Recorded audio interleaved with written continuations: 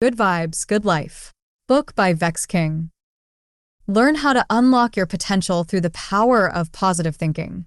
Good Vibes, Good Life 2020 posits that if you want to change your life, you have to start by changing your mindset.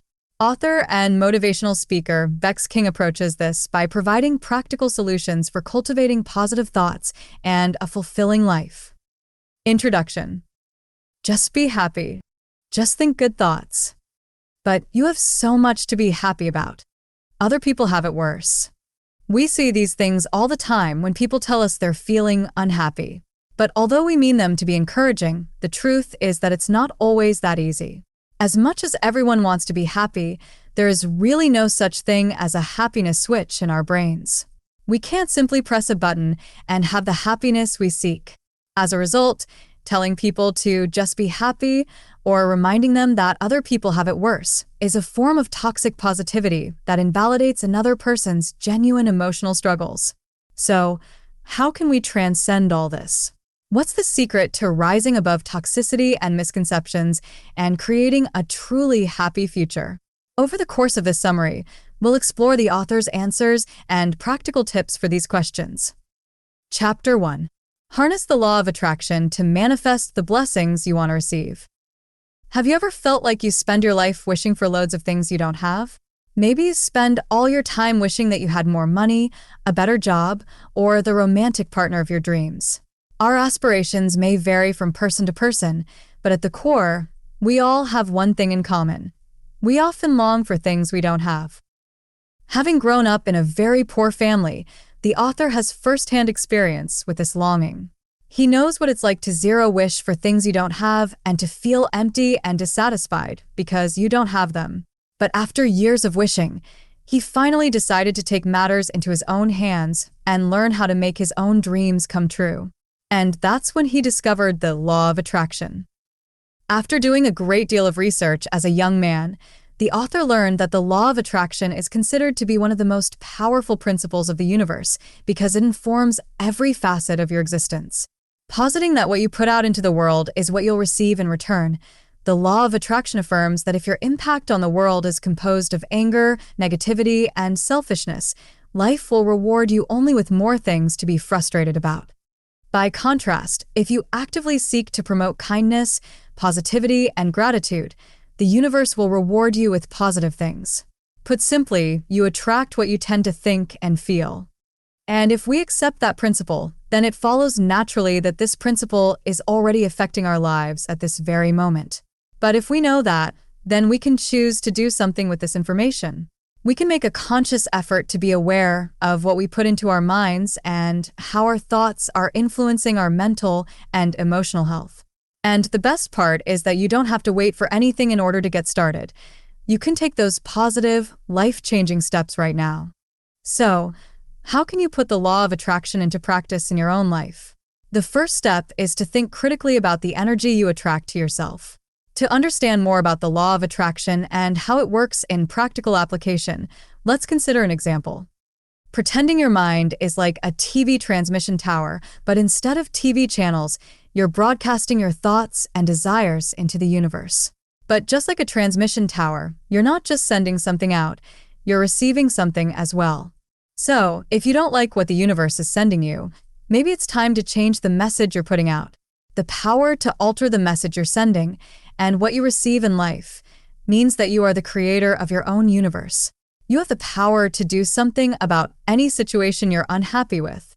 So, let's take a look at 3 key steps you can change to change your world. The first step is to ask for what you want. Be clear about what you want and make your request by following this simple, specific structure.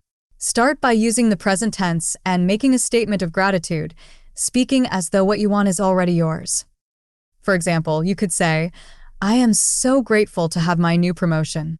This formula can, of course, be amended to suit any of your desires, whether you're seeking an experience, like recovering from trauma or becoming healthy, or something involving a person, like finding a supportive partner or the desire for your mother to beat cancer. It can also be practiced as many times as you like. Think of it like placing an order from the universe's catalog of positive things that can come to you. And once you've made your request, the next step is to believe. Keep the thought of what you want and your confidence in your ability to get it at the forefront of your mind and concentrate on radiating positivity and faith. You can think of this step as strengthening the signal you're broadcasting into the universe. Then the final step is to receive. Once you've done everything you can to effectively broadcast your desires, your next job is to sit back and wait for them to come to you. You can help the process along by using a mantra that supports and solidifies your goal. For example, you could practice saying something like, I am receiving now. I am receiving all the good in my life now. I am receiving. Insert your desire here. Now a few times a day. Practicing this faith and positivity throughout your day will strengthen the good frequencies you're putting into the universe and help you to achieve what you want. This is possible because of the vibrations your energy puts out into the universe. In practice, this operates in a similar fashion to the laws that govern quantum physics. One of the central premises of quantum mechanics is that if you narrow down the complexities of the universe to its most minute and basic level, what you're left with is energy. Because energy vibrates at certain frequencies, things that vibrate on the same frequency are drawn to each other. That's how natural attraction works, and it's the principle that governs the law of attraction. Changing your thoughts addresses that principle because you're altering the frequency and vibration of the energy you put out into the universe. So, when you change the things you spend the most time thinking about, you're altering your primary frequency and thus telling the universe what type of energy you want to attract. Chapter 2.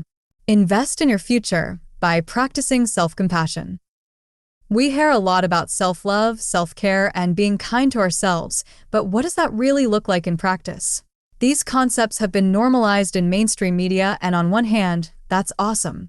This normalization means that we can initiate an open and honest discourse about the importance of self-care and mental health. But unfortunately, the popularization of self-care culture has a bit of a downside as well. That's because this concept has become so normalized that we've lost sight of what it really means to practice self-care or self-love. Although both of these concepts are actually referring to a deep and consistent state of mind, many people have become confused. Instead of cultivating a positive mental state, they believe that self-care is all about face masks and relaxing bubble baths. The author affirms that performative acts of kindness towards ourselves definitely have a place in our lives. But he also believes that self-care should go beyond the skin deep. Instead of applying a face mask and believing that we've solved all our problems, we need to transcend the small and performative activities to invest in a life-changing mindset. And that's where self-compassion comes in. You can think of self-compassion as being this supersized version of self-care or self-love. It might also help to think about self-compassion as a verb. In short, self-compassion is a consistent and pervasive mental state that prioritizes the cultivation of self-awareness and kindness to oneself. And the first step in your self-compassion journey is simple. Learn to replace your negative coping mechanisms with positive ones. So how do you do that? When you're putting this concept into practice for the first time, it might help you to imagine that you're talking with a friend. Maybe your friend has told you that she's sad or struggling with something in her life. So, when your friend confides in you about her problems, would you tell her to suck it up and stop being such a baby? Unless you're a terrible friend, that probably wouldn't be your default response. Instead, you would respond in comfort before you did anything else. You would tell her that you're here for her and ask if she's okay. You would ask what happened and how you can help. And as the two of you talk through the problem together, you would try to help her focus on the bright side or remind her of her good qualities. Even if it became apparent that your friend was in the wrong or had acted inappropriately, you would likely handle the issue in love and gently encourage her to see how she could improve in the future. In short, we can imagine that, in pretty much any scenario, you would be much kinder to your friend than you ever are to yourself. And as you've probably inferred from this example, we need self-compassion because it advocates a kinder, more positive, and more productive way of responding to life's challenges. However, practicing self-compassion also requires unlearning some negative habits because self-compassion is rarely our default. The author acknowledges that, at first, being kind to yourself might make you feel silly. Because society conditions us to prioritize other people's problems ahead of our own, you might feel overly self-indulgent or want to laugh at yourself. This is because Western society overvalues personal responsibility. Believing that you control your own destiny might sound empowering at first, but it also leads to the impression that you are responsible for everything that happens to you. And as a result, it's easy to convert that feeling into self-blame. This, of course, feeds your inner critic, and you might have a history of asking yourself questions like, why did you let yourself get fired? Why did you believe they liked you anyway? Why are you letting yourself be sad about that? None of these questions are constructive. In fact, they are gross distortions of your sense of personal responsibility, and they invite self-abuse. So, recognize that if you're responsible for anything, it's unlearning these thought patterns. That's why your next step is leaning into that self-compassion, especially when it seems silly, and carrying on even when you want to laugh at yourself. As you make a habit of engaging in this practice, you'll slowly convert your self-criticism into self-comfort and learn to be at peace with mentally giving yourself a hug. You might even start to rewrite your negative coping statements, those "you're an idiot" or "what's wrong with you" messages, into something positive. Instead of engaging in those harmful criticisms, you can replace them with statements like, "I'm sorry you're going through this," or "It's okay if you're frustrated. You're trying really hard." As you can see, the difference between these statements is obvious. For where one type of self-talk is abusive and demoralizing, the other advocates a kinder and more sensitive approach. Rather than wallowing in harmful attitudes that will drive you to give up, you can practice statements rooted in self-compassion that will motivate you to achieve positive change. The author asserts that part of that positive change is creating some space between yourself and your pain. We often forget to do this as well because negative self-talk invites us to dwell in the pain.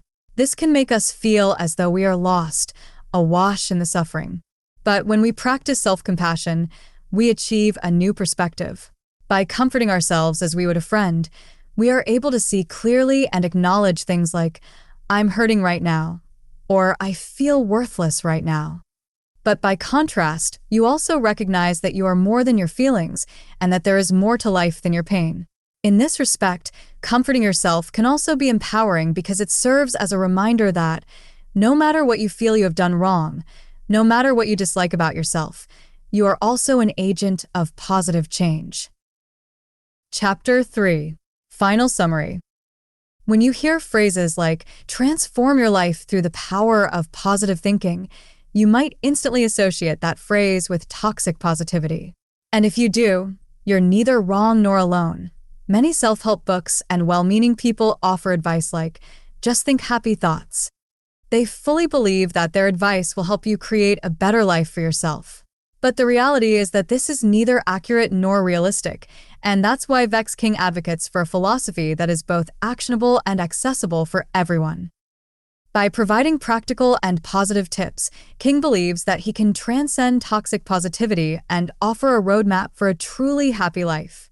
So, if you want to fill your life with good vibes, King suggests that you begin to think about the energy you attract to yourself. When you learn about the law of attraction and begin to make it work for you, the author believes that you can literally attract good vibrations to your life. This, combined with the power of speaking your desires out loud, will help you manifest the things you want. It's also important to practice self-compassion by cultivating an attitude of kindness and speaking gently to yourself. When you practice these two tips together, you can improve your happiness and your quality of life.